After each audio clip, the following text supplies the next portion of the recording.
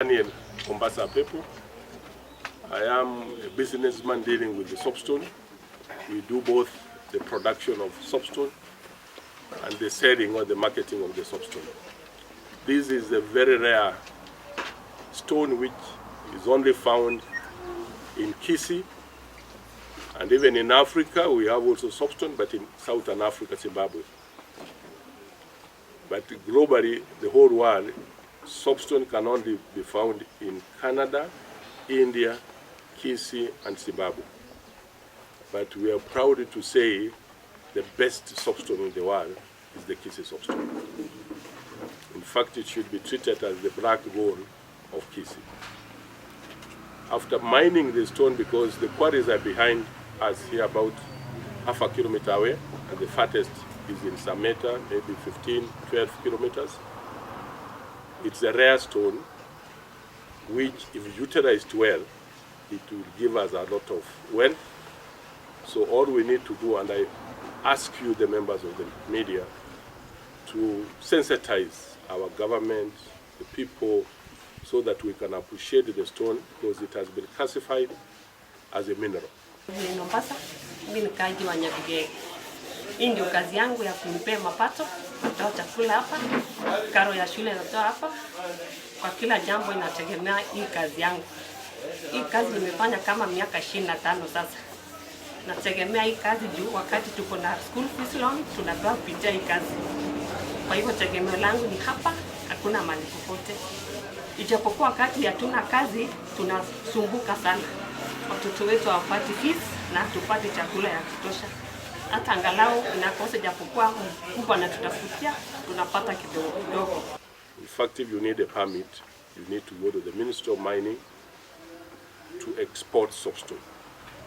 So why did we pick on this day is basically most people outside Kisii appreciate soapstone.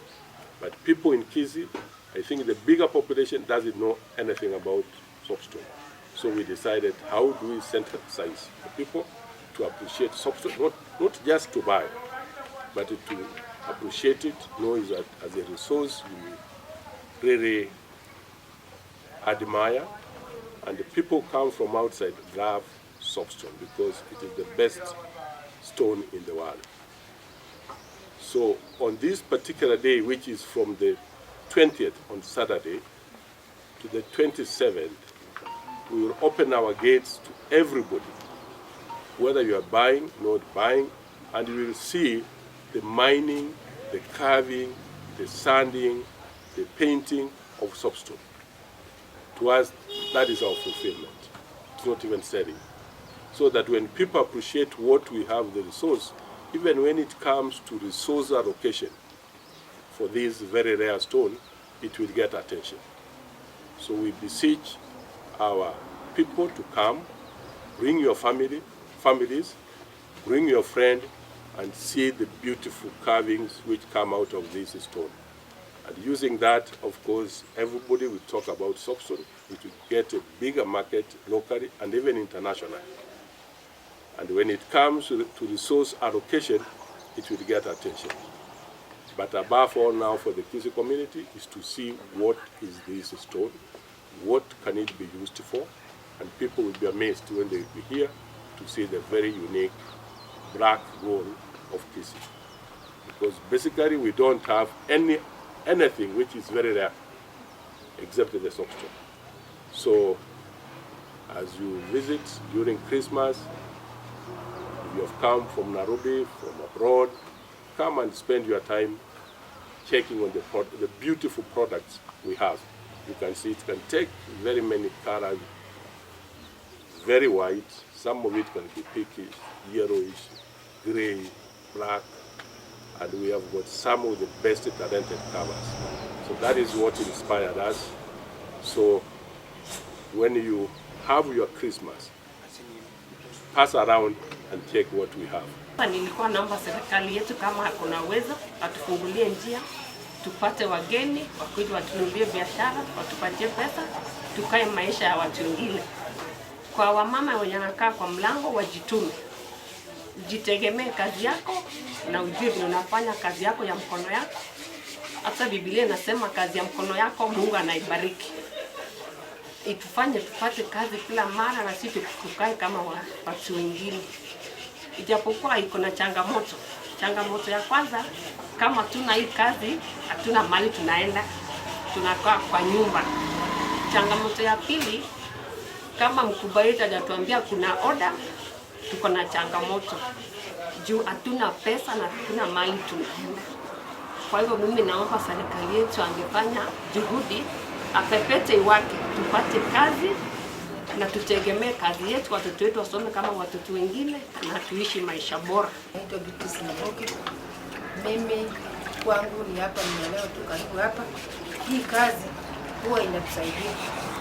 Tunapata pesa kutoka hapa, tunalimia hata kwa mashamba, tunapata chakula, hata school fees tunapata. Na tunapigia asante Mungu kwa sababu alileta hii kazi na inatusaidia mahali pengi. Hata tunapigia mzee wetu asante sababu Mungu alimpatia hii akili, akatafuta hii kazi, akaweka hii kampuni hapa ambayo inatusaidia. Nasi tunasema kama mtaweza kutafutia soko ya hii vitu, iendelee kukuja kila wakati, wala iendelee kukuja ili tupate kazi kila wakati. Because today we are doing this as a small entity. Next time it will be the whole area, maybe around Tabaka and areas like Sameta, which will be doing the exhibition. Then we can move to the county, we can move to Nairobi, and if possible, we can follow the people by who are abroad, because we also have exhibitions organized by other countries, but we have never done it here locally.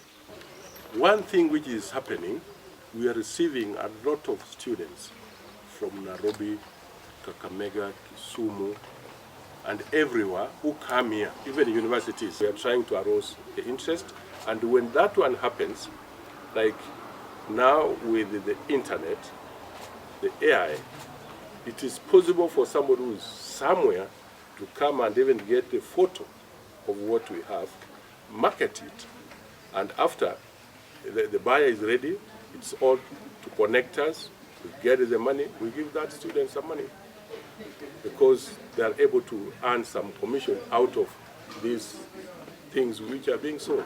Instead of young people being at home, they're not doing anything, maybe they could do social media on things which are not helpful, but this will bring some income, even for students. County can organize something like this. It can invite visitors from all over the country and even international. Then the soapstone will be exposed and people will be willing to